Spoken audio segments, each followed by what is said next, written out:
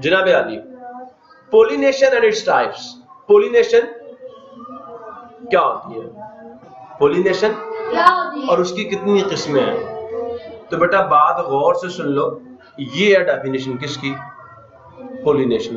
The transfer of pollen grains का मुंतकिल होना from anther of flower to the stigma is called pollination.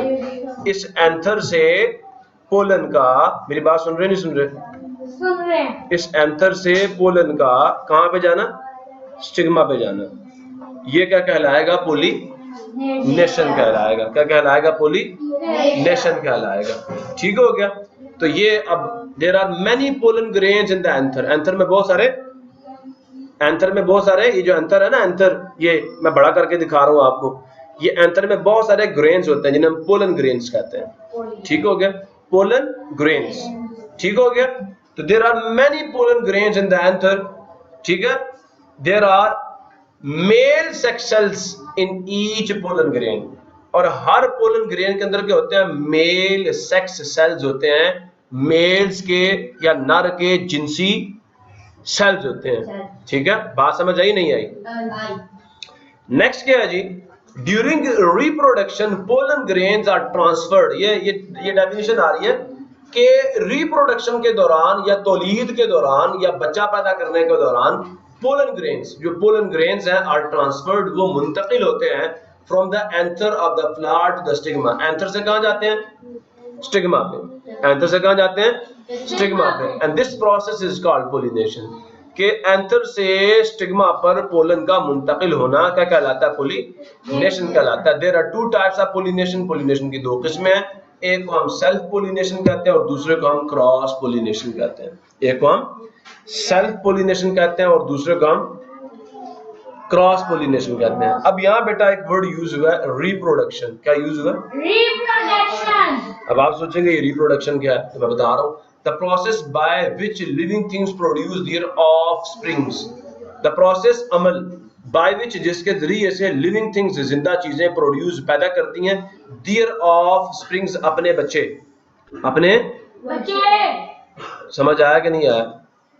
Young ones भी कहते हैं, बेबीज भी कहते हैं, न्यू ऑर्गेनिजम्स भी कहते हैं, जो दिल आए वो लफ्ज लगा लेना ऑफस्प्रिंग की जगह पे। The process in which new organisms और offsprings are produced by their parents.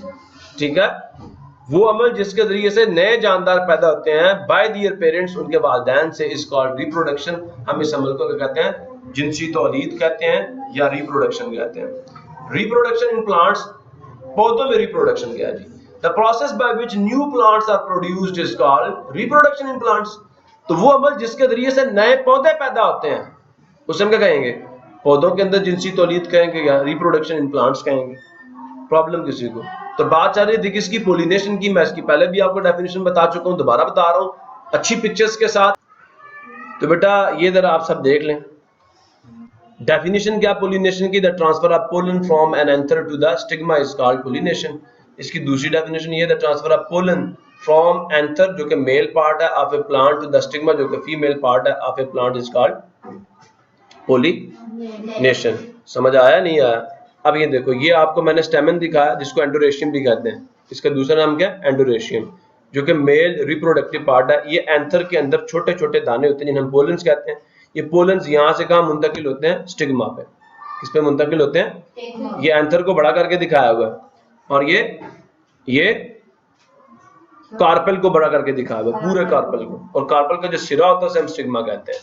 ठीक है, तो स्टिग्मा पर एंथर से पोलन का मुंतकिल होना पोलिनेशन कहलाता है। और पोलिनेशन की कितनी किस्में हैं? पोलिनेशन की कितनी किस्में हैं? दो किस्में हैं। Types of pollination, there are two types of pollination, self pollination and cross pollination. ठीक हो गया। अब जरा बात गौर से सुनना, ये नहीं हो सकता कि एक एंथर, एक फूल के एंथर से पोलन उसी के स्टिग्मा पे मुंतकिल हो जाए। हो सकता है ना? एक फूल के एंथर से पोलन जो है वो उसी फूल के स्टिग्मा पे चला जाए। हो सकता नहीं हो सकता? हो सकता है ना? क्यों नहीं हो सकता? क्यों नहीं हो सकता मुझे बताओ? पोलन हवा में जहां मर्जी जाके गिर जाए, नहीं गिर सकता? गिर सकता है यार। तो एंथर से पोलन का कहां जाना, स्टिग्मा पे जाना, ठीक है। अगर उसी फूल के स्टिग्मा पे चला जाए या उसी पौधे के किसी दूसरे फूल, सुन रहे हो, उसी पौधे के किसी दूसरे फूल के स्टिग्मा पे चला जाए तो बेटा ये कहलाती है सेल्फ पोलिनेशन। सेल्फ पोलिनेशन में क्या होता है कि एंथर से पोलन ग्रेन स्टिग्मा पे मुंतकिल होता है उसी फूल के या उसी पौधे पर मौजूद किसी दूसरे फूल के, and this sort of pollination A and B is called self pollination. पौधे के अपने फूल पे हुई है ना, कहीं दूसरे फूल पे तो नहीं हुई ना, क्लियर हुआ। क्रॉस पोलिनेशन में क्या होता है कि किसी एक पौधे के एंथर से पोलन ग्रेन किसी दूसरे पौधे के फूल के स्टिग्मा पे मुंतकिल हो जाए, ये होती है क्रॉस पोलिनेशन। सी वाली कौन सी है, क्रॉस। ए और बी कौन सी है, सेल्फ। समझ आया ये नहीं आया? एक ही फूल के एंथर से उसी के स्टिग्मा पे चला जाए या एक फूल के एंथर से उसी पौधे पर मौजूद किसी दूसरे फूल के स्टिग्मा पे अगर पोलन चला जाए तो वो सेल्फ पोलिनेशन होती है, क्लियर हुआ। और क्रॉस पोलिनेशन क्या होती है, एक फूल के एंथर से पोलन ग्रेन किसी दूसरे फूल के स्टिग्मा पे मुंतकिल हो जाए तो this type of pollination is called cross pollination. Clear हो गया, नहीं हुआ?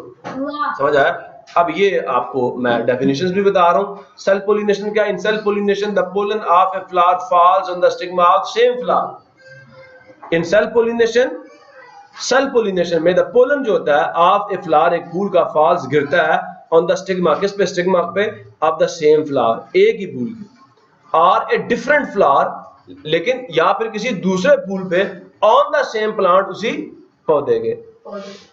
अगर एक ही पौधे के ऊपर पोलिनेशन हो रही है ना, किसी दूसरे पौधे के फूल पे नहीं जा रहा वहां से जो पोलन है, तो this is the self pollination, चाहे उसी फूल पे हो जाए या उसी पौधे के किसी दूसरे फूल के ऊपर हो जाए।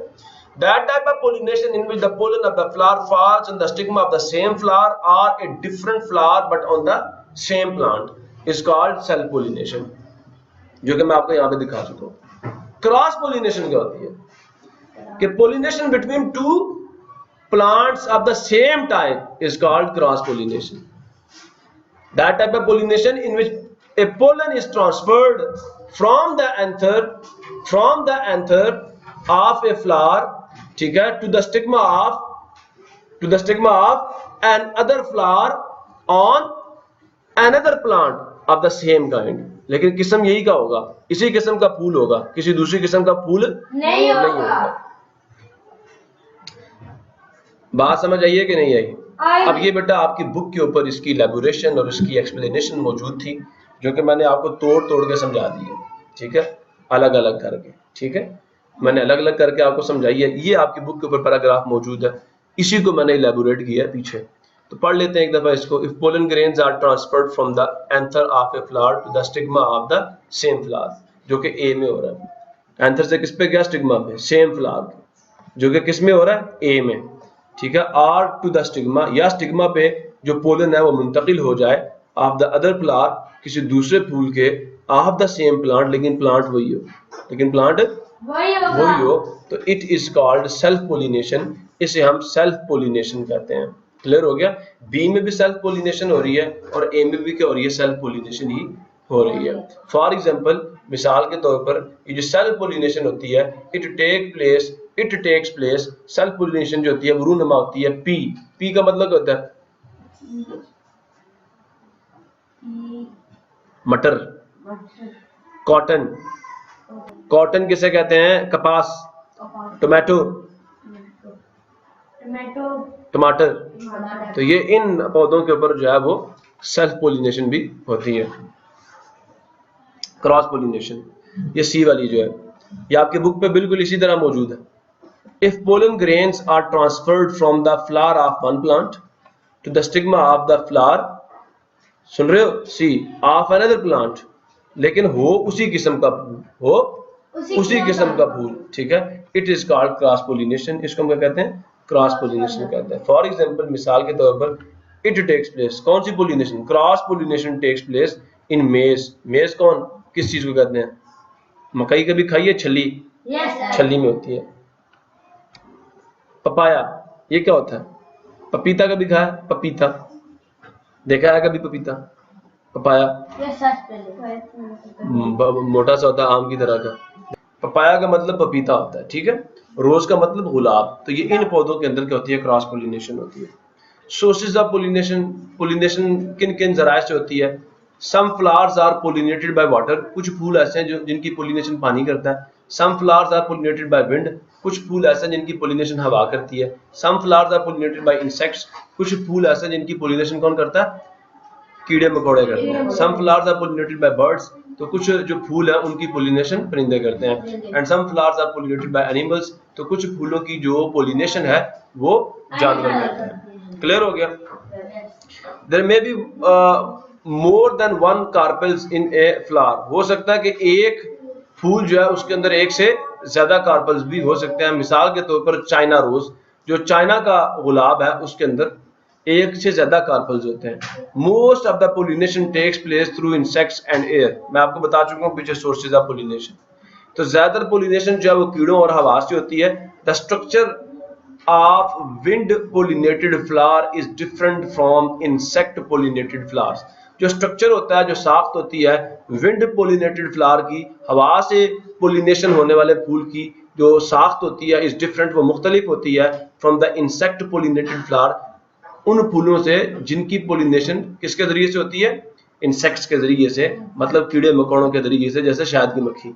Other than wind and insects, हवा और कीड़े मकोड़ों के अलावा पोलिनेशन आल्सो टेक्स प्लेस, जो पोलिनेशन है वो रूनुमा होती है थ्रू बर्ड्स, परिंदों के जरिए से, बैट, चमगादड़ के जरिए से, एंड वाटर, और पानी के जरिए से भी, जो कि मैंने यहाँ पे पांचों के पांचों जिक्र कर दिए हैं। प्रॉब्लम किसी को क्लियर हो गया।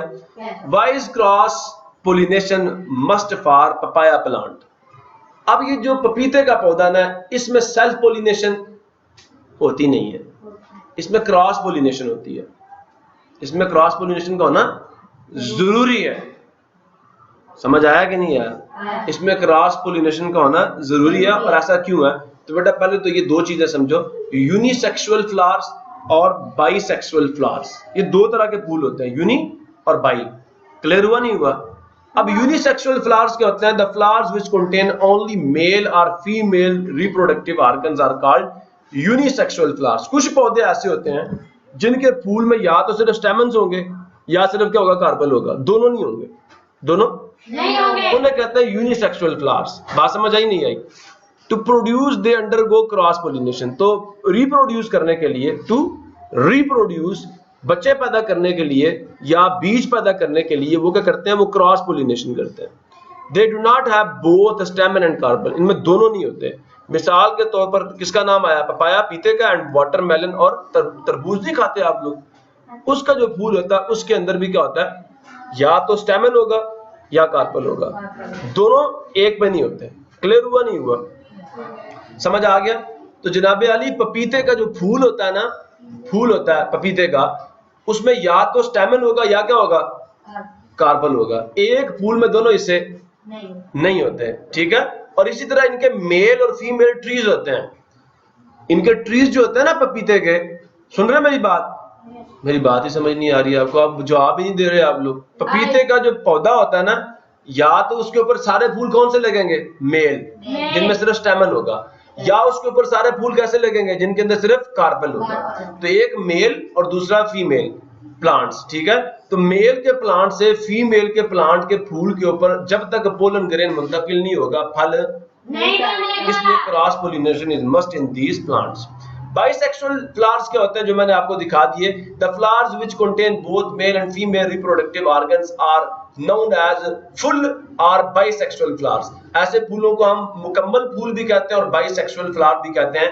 दे विल सेल्फ पोलिनेट देमसेल्फ, इनकी अपनी सेल्फ पोलिनेशन होती है ना। बाइसेक्सुअल की सेल्फ पोलिनेशन भी हो जाती है, क्योंकि उसमें दोनों पार्ट होते हैं।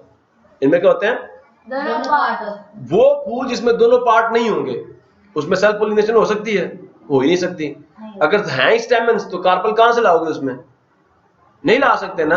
तो पपीते का जो फूल होता है वो या तो मेल फ्लावर होता है या फीमेल फ्लावर होता है। मेल और फीमेल के दरमियान में क्रॉस पोलिनेशन का होना जरूरी है, ठीक है। लेकिन कुछ फूल ऐसे होते हैं जो मुकम्मल होते हैं, उसमें मेल रिप्रोडक्टिव पार्ट भी होता है और फीमेल रिप्रोडक्टिव पार्ट भी होता है, उन्हें कहते हैं बाइसेक्सुअल फ्लावर्स। ठीक हो गया। तो they will self pollinate themselves. इसकी मिसाल क्या, ट्यूलिप है, सनफ्लावर है, लिली है। ये वो, जैसे सनफ्लावर तो आप सबने देखा हुआ, ट्यूलिप मैंने दिखाया था आपको, लिली भी मैंने दिखाया था प्रीवियस लेक्चर्स में, फर्स्ट चैप्टर के अंदर। क्लियर हो गया, नहीं हो गया? तो नहीं तो गूगल मौजूद है, गूगल से आप पूछें, आपको दोनों फ्लावर्स दिखा देगा, वो ट्यूलिप भी और लिली भी। प्रॉब्लम किसी को। तो आंसर मैंने दे दिया आपको पॉइंट टू पॉइंटर का, कि papaya flower is unisexual flower. जो पपीते का फूल होता है वो यूनिसेक्सुअल होता है। So they can undergo only cross pollination. लिहाजा वो सिर्फ और सिर्फ क्रॉस पोलिनेशन कर सकते हैं, वो सेल्फ पोलिनेशन नहीं कर सकते। क्लियर हो गया। Types of reproduction in plants. पौधों में रिप्रोडक्शन की कितनी टाइप्स हैं? 2 टाइप्स हैं। पौधों में रिप्रोडक्शन की कितनी टाइप्स हैं? 2 टाइप हैं। Asexual reproduction and sexual reproduction. आपसे जब कोई बंदा ये सवाल पूछे, आपने सिर्फ ये जवाब देना है। ये सिर्फ आपको समझाने के लिए है, ये सिर्फ आपको समझाने के लिए। The main difference between the living and non-living things is the ability to reproduce, or is the ability of reproduction. गौर से सुन लो। मेन डिफरेंस, जो सबसे बड़ा फर्क है बिटवीन द लिविंग, दरमियान में जिंदा, एंड नॉन लिविंग और मुर्दा थिंग्स, जानदारों के, इज द एबिलिटी, वो अहलियत का फर्क है, ऑफ रिप्रोडक्शन। किसकी? जिनसी तौलीद की, बच्चे पैदा करने की सलाहियत। मुझे ये बताओ, पत्थर बच्चा पैदा कर सकता है? नहीं कर सकता ना, बेजान है। बेजान और जानदार में सबसे बड़ा फर्क किस चीज का, कि जानदार अपने बच्चे पैदा करते हैं और बेजान अपने बच्चे पैदा नहीं कर सकते। ये सबसे बड़ा डिफरेंस है। The life span of living things is limited. जो जानदार चीजें होती हैं उनकी जिंदगी क्या होती है? महदूद होती है। इंसान मरते हैं, नहीं मरते? हाँ जी। सूनर और लेटर, जल्द या बदेर, दे डाई, वो मर जाते हैं। होएवर बहरकैफ द लाइफ कंटिन्यूज, लेकिन जिंदगी क्या रहती है? जारी रहती है। ऑन द अर्थ, जमीन पर। हाउ? देखो, इंसान तो मर जाता है, तो फिर बाकी इंसान कैसे जमीन पर रहते हैं? इसकी वजह यह है कि इंसान अपने बच्चे पैदा करके खुद मर जाते हैं। उसकी नस्ल तो बाकी रहती है, नहीं रहती? रहती है ना। बंदा खुद मर जाता है लेकिन उसके बच्चे पीछे रहते हैं। ठीक है ना। तो हाउ कहते हैं, the living things have a characteristics. इसकी वजह यह है कि जो जानदार चीजें हैं उनके अंदर एक खूबी होती है, दे प्रोड्यूस न्यू ऑर्गेनिजम्स। वो पैदा कर लेते हैं नए जानदार, ऑफ देयर ओन काइंड, अपनी किस्म के, so that their generation continues, ताकि उनकी जो नस्ल है वो क्या रहे? जारी रहे। देयर जनरेशन, उनकी नस्ल, कंटिन्यूस, जारी रहे। बात किसी को समझ नहीं आई, मुझसे पूछ लो। तो there are 2 types of reproduction. पहली क्या है? एसेक्सुअल, और दूसरी क्या? Sexual reproduction. एसेक्सुअल रिप्रोडक्शन क्या होती है? बेटा 3 डेफिनेशंस मैंने दी हैं। कितनी? 3 डेफिनेशंस मैंने दी हैं। आप जो दिल है वो कर लेना। That type of reproduction that does not involve the fusion of gametes. वो reproduction that does not involve का मतलब जिसमें शामिल हो फ्यूजन का मतलब होता है मिलना। आप गीमेट्स क्या होता है? Male and female reproductive sales. अब मैंने आपको पीछे बताया कि फूल में पोलन होता है और क्या होता है? ओव्यूल होता है। पोलन और ओव्यूल मिलेंगे तो बीज बनेगा ना, ऐसा ही है ना। ये जो एसेक्सुअल रिप्रोडक्शन है, इसके अंदर ना पोलन मिलता है और ना ओव्यूल मिलता है। इसके अंदर पोलन और ओव्यूल्स शामिल नहीं होते। ठीक है।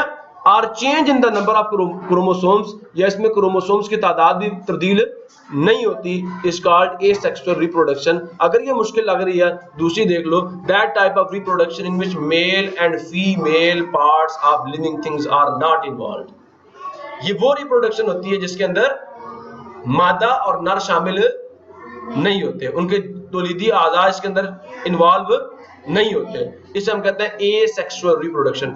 वो रिप्रोडक्शन जो बगैर पेरेंट्स की हो, बगैर माँ बाप के हो, वो रिप्रोडक्शन जिसमें माँ और बाप दोनों का होना जरूरी नहीं है, जिसमें माँ बाप का होना जरूरी नहीं है। That type of reproduction which does not involve sex sales. इसके अंदर ना पोलन शामिल होते हैं ना ओव्यूल शामिल होते हैं।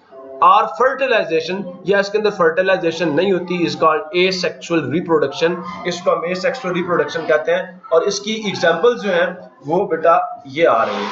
ये लेयरिंग है, सुन रहे हो?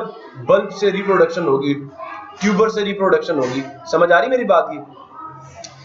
Asexual reproduction in plants. In asexual reproduction, only one plant produces new plants. एक पौधा क्या करता है? नए पौधे पैदा करता है। एक पौधा, दो नहीं होते, सिर्फ एक पौधा। Flower do not take part, और फूल हिस्सा नहीं लेते। In this type of reproduction, इस किस्म की रिप्रोडक्शन में फूल हिस्सा नहीं लेते। The other parts of the plant, दूसरे हिस्से जो प्लांट के हैं, जैसे रूट्स हो गई, उसकी जड़ें हो गई, उसका तना हो गया, उसके पत्ते हो गए, गिव राइज, वो जन्म देते हैं टू न्यू प्लांट्स, नए पौधों को। द प्लांट्स, पौधे, प्रोड्यूस्ड, जो पैदा होते हैं फ्रॉम दीज पार्ट्स, इन हिस्सों से, हैव ए ग्रेट सिमिलरिटी, वो बहुत ज्यादा मिलते जुलते होते हैं विद देयर पेरेंट प्लांट, अपने बाप पौधे से। मिसाल के तौर पर, एग्जांपल, लेयरिंग बल्ब, जो आपके पास प्याज का एक प्याज जो है ना, प्याज को हम बल्ब भी कहते हैं। ये प्याज का तना होता है जो कि फूला हुआ होता है, ठीक है। ट्यूबर, आलू देखा कभी, आलू को ट्यूबर कहते हैं, आलू को ट्यूबर कहते हैं। Are the ways of asexual reproduction, ये ऐसी रिप्रोडक्शन जिसमें हम लेयरिंग यूज करते हैं, जिसमें हम बल्ब को यूज करते हैं, ट्यूबर को यूज करते हैं। तो मैं अभी आपको पहला दिखा देता हूँ, ये देखें, पहले इसको देखें। कट द रोज स्टेम, एक गुलाब का पौधा ले लो, उसके तने को काट दो इनटू 2 और 3 पीसेस, 2 या 3 टुकड़ों में, 2 या 3 टुकड़ों में, और हर टुकड़े को हम कटिंग कहते हैं या कलम कहते हैं, कटिंग कहते हैं या कलम कहते हैं।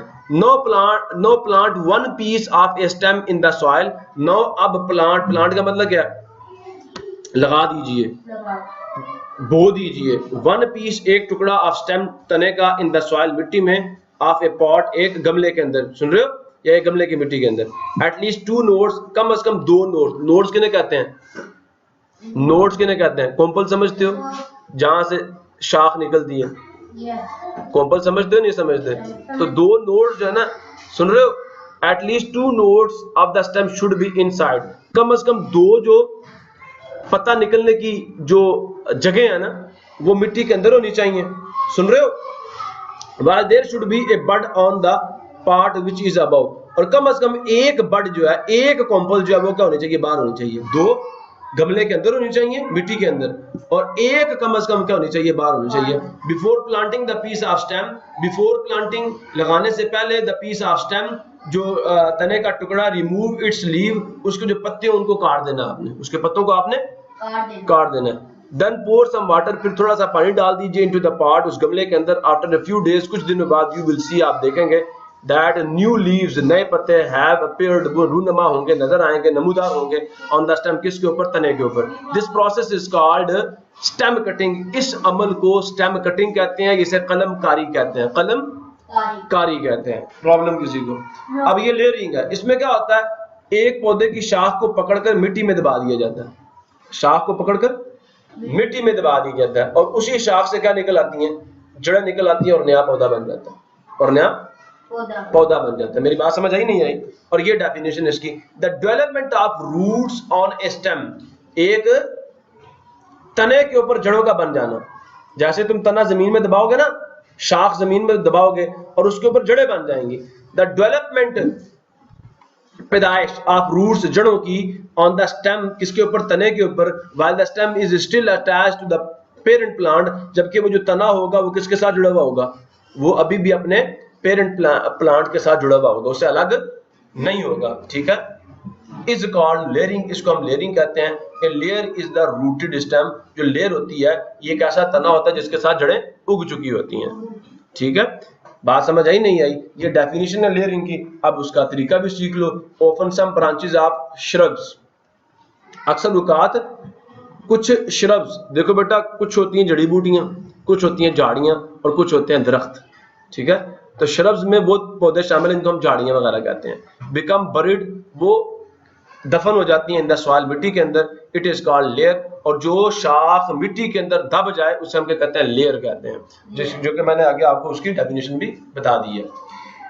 ए लेयर प्रोड्यूसेस न्यू रूट्स, जो लेयर होती है, जो एक टहनी जमीन में दबी हुई होती है, वो क्या पैदा करती है, नई जड़ें पैदा करती है। when we cut, जब हम काट देते हैं, सेपरेट और अलग करते हैं, इट उस शाख को फ्रॉम द प्लांट, पौधे से, it develops into A new plant, वो एक नया पौधा बन जाती है। This process is called layering, इसको हम लेयरिंग कहते हैं। Layering is also done, layering जो है वो की जाती है आर्टिफिशियली, मतलब मसनूई तरीके से भी। एक तो है ना नेचुरली हो कि शाख जमीन में दब जाए, वहां से नया पौधा बन जाए, और एक है हम खुद करें, हम खुद शाख पकड़ के मिट्टी में दबा दें, शाख पौधे से अलग ना करें, उसको मिट्टी में दबा दें और फिर वो एक नया पौधा बन जाए, इसे आर्टिफिशियल लेयरिंग कहते हैं।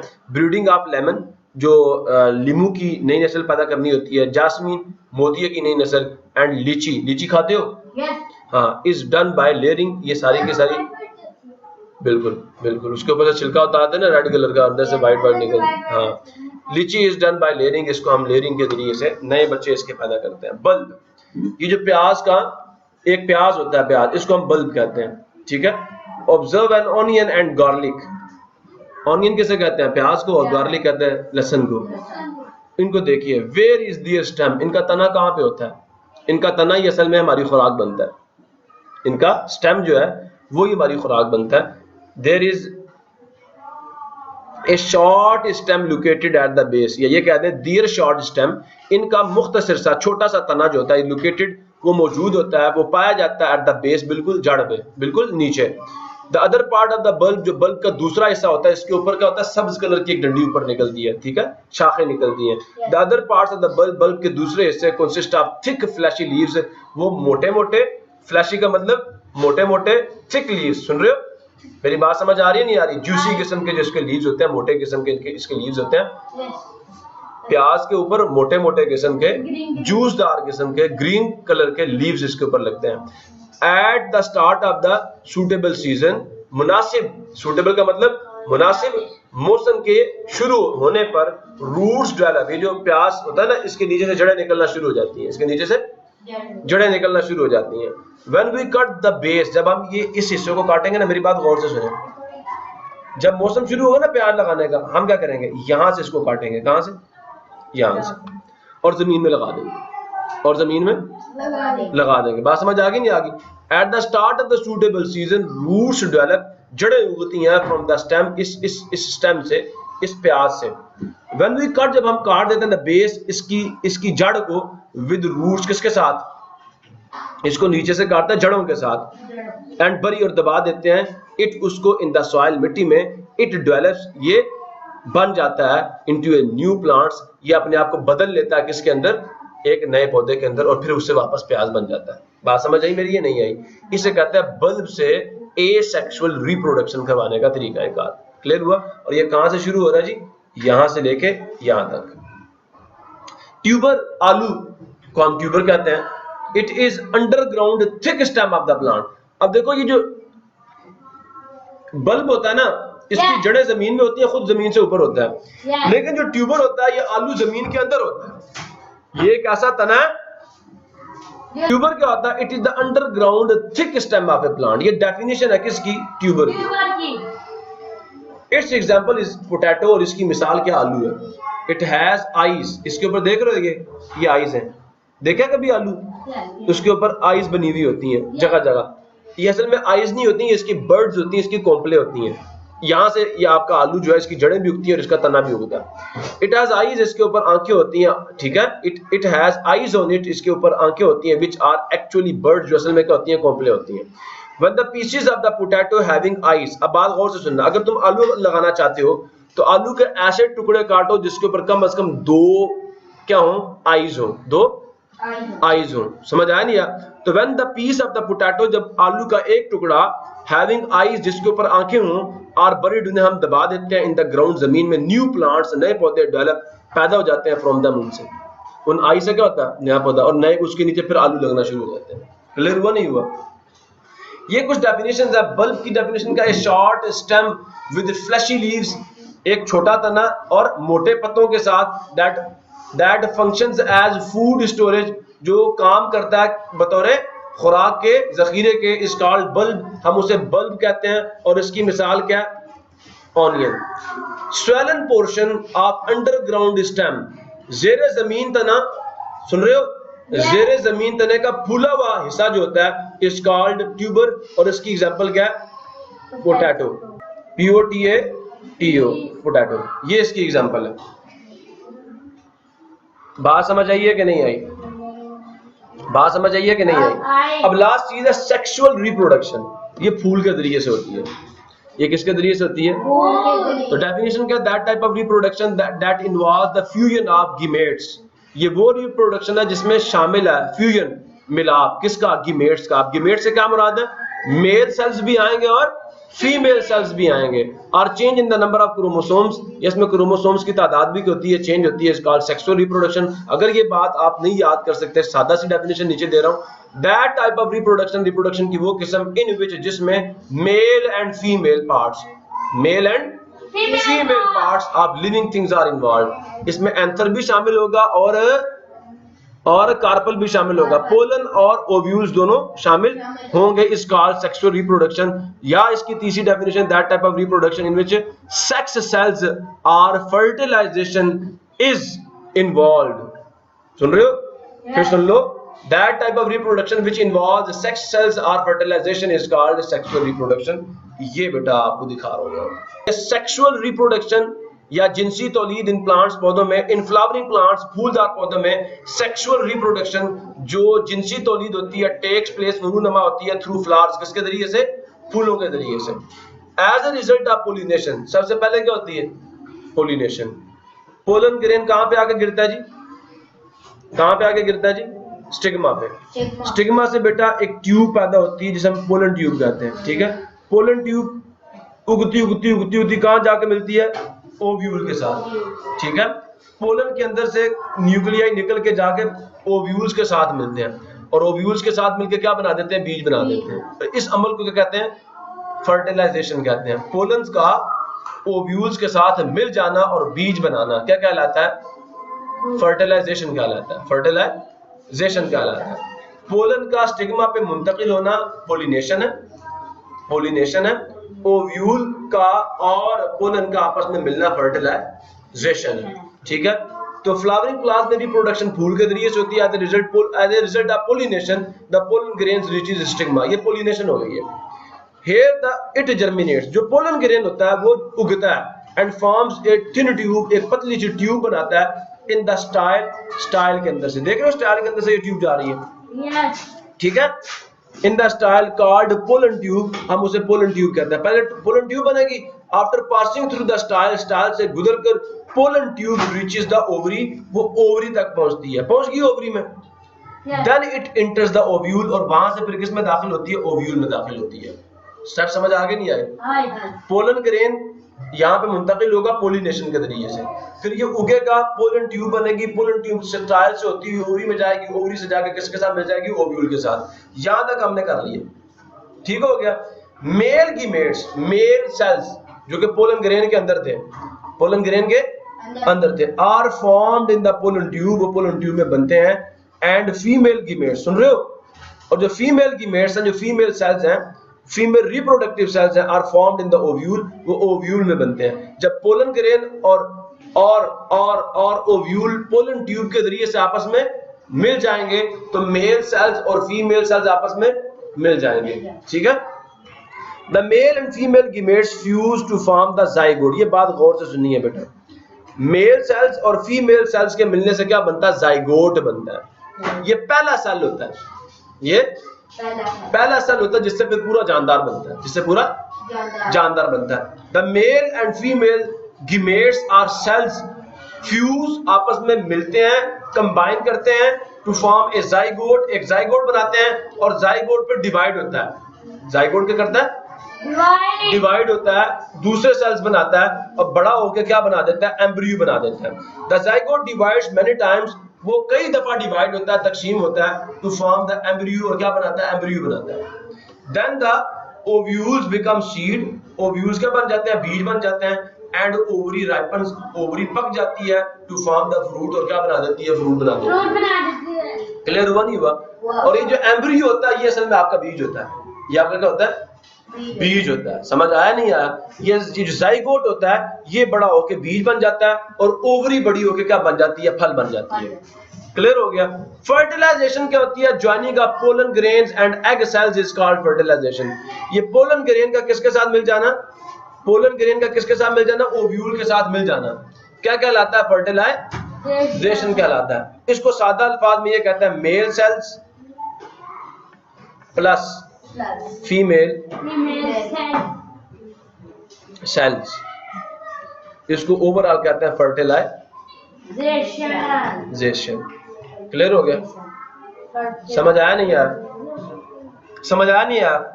तो ये बेटा डिटेल्स हैं इसकी जो कि मैं आपको यहाँ पे समझा चुका हूँ। प्रॉब्लम किसी को Once pollination takes place, a tiny tube starts to grow from the pollen grain down inside the style. देखो जैसे पोलिनेशन हो गई, ये पोलिनेशन हुई है यहाँ पे क्या हुई है? पोलिनेशन। यहाँ से ट्यूब उगनी शुरू हुई है और ये ट्यूब जाके किससे मिल गई है? ये ट्यूब जाके किससे मिल गई है? ओव्यूल के साथ। यहाँ पे फर्टिलाइजेशन पूरी हो गई है और यहाँ पे पोलन ट्यूब अभी उग रही है। प्रॉब्लम किसी को? This tube helps the pollen to join the egg cells present in the ovary and this joining of cells is called fertilization. और ये सेल्स का मिल जाना क्या कहलाता है? पोलिनेशन कहलाता है। ये बेटा को बंदा आपसे पूछ ले पेपर में, ये लास्ट स्लाइड है, इसके बाद मैं लेक्चर खत्म कर रहा हूँ। पेपर में को बंदा आपसे ये पूछ ले what is the difference between the sexual and asexual reproduction, तो क्या बताओगे? पहली बात, सेक्सुअल रिप्रोडक्शन में 2 पेरेंट्स का होना जरूरी है, माँ का भी होना जरूरी है और बाप का भी होना जरूरी है। बट एसेक्सुअल रिप्रोडक्शन जो है इन्वॉल्व्स 1 पेरेंट, इसमें सिर्फ एक जानदार का होना जरूरी है।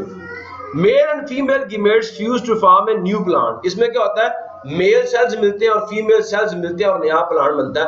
But there is no fusion, यहाँ पे कोई मिलाप नहीं होता ऑफ मेल एंड फीमेल, मादा और नर के गीमेट्स मतलब उनके सेल्स का कोई मिलाप नहीं होता, कोई जरूरत नहीं है। यहाँ फर्टिलाइजेशन नहीं होती। आप ये कह सकते हो नो फर्टिलाइजेशन, नो फर्टिलाइजेशन। और यहाँ पे फर्टिलाइजेशन इज डन, इज समझ आया? New plants do not completely resemble their parents.